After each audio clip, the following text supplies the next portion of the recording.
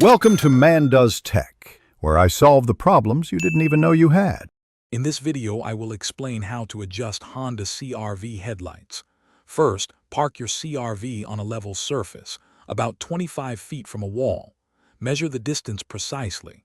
Next, find the center of your headlight and mark that height on the wall. This initial setup is crucial for accurate adjustments.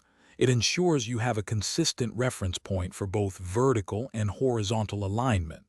Let's get started. Now open your CRV's hood. You'll need to locate the adjustment screws on each headlight assembly.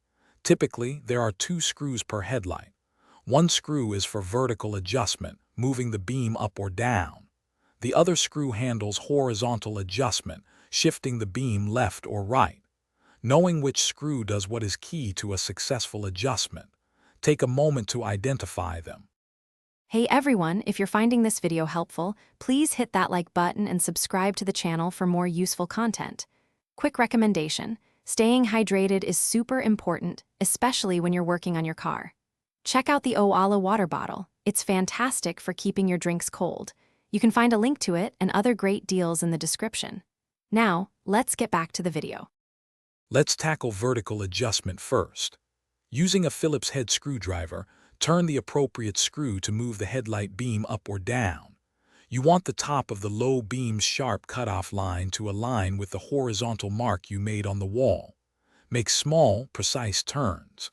The goal is a perfectly level cutoff, not an angled one, for optimal visibility and to avoid blinding oncoming drivers. Once your vertical aim is set, move on to horizontal adjustment.